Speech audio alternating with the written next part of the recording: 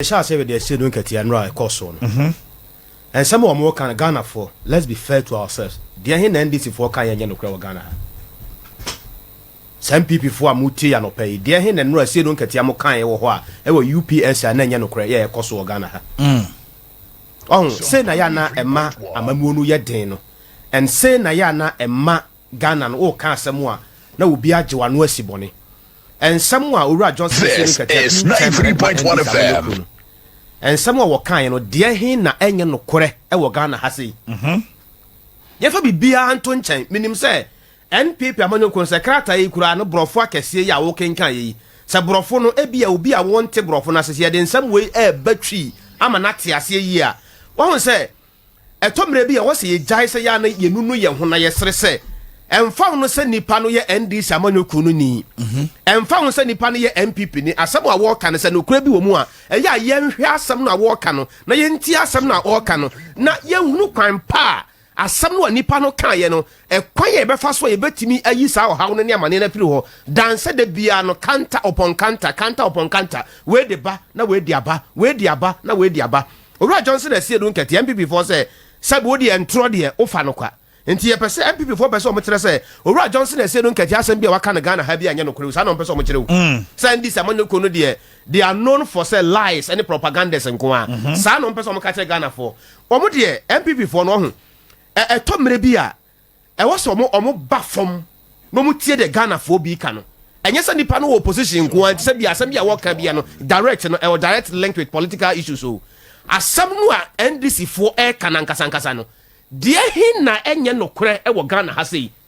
me talk about high cost of living asetra boy dey for sure needless appointees e wo Jubilee House so what so and so at the office of the presidency as the office of the Hwan as the what was that no ho pa francophone Hwan and na Hwan office of the presidency and na we for he ko see it's too much e basa na nyina no e center on families and friends Enti the Asiedu Nketia na NDC for no be kan no dear hin na nya no kore here is my question 3.1 enti say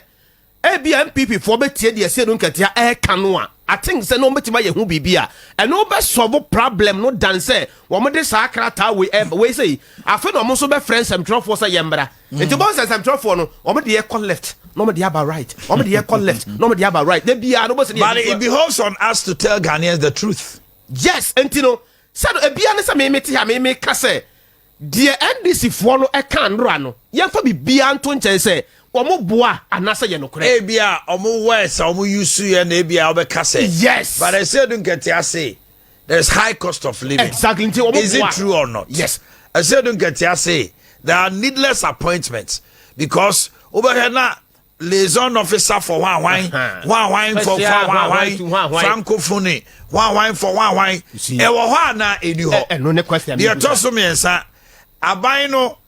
ebe kasa ye no nanado wose nanado kasa nyina no wantumi anka corruption wasem by we pa now say corruption has defeated Nanado and his family and friends government enti wo boa anasa no kre that is what we perused this morning. Yes no kre anasa wo boa 2 yen nuano madwadifo ya wo mo kejetia senia nyame se yen ka no kre yen fa bibia anto nchen adwadifo no tirimu ye mo dedodo wo kejetia really yen nuano madwadifo no mo kejetia no o mo tirimu ye o mo de too much o man bia ni ho no mo obetimi akwadwa kase se o ba no aduane wo boss de kan kwate mase o man bia wo ye serious bia hwe e ka akoso wo dwaimu ni se si e ka ban no be sa bo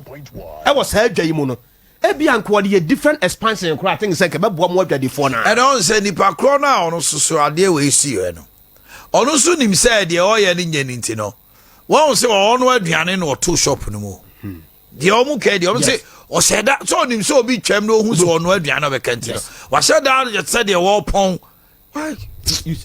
eye Ghana nko na obetimi aye sa ade na obefa ho adi and obi ani ho no mu a na empokura no camless bobodwam ho nyina enti so obi emmon eye bibia against the rules and now no monitor dey anoni asem security for so around na omo koba e monitor ne ma movement ne ade nyina enti die enti na obi timi tena central market kesieti no no aduane enura say wotie anopa news ane e kan na opani ba kwa asema no wo kan say omo call runs no won so obi ton etuo ene tuo aboba kora wo market ho how etuo ni tuo aboba e wo market ho ene wo ka say nkeja no e bia etrega ne ko ho no mu a can you see kebekum ni papa yes but to top yes enti yes sege nuan ma dwadifo obi nka se menidi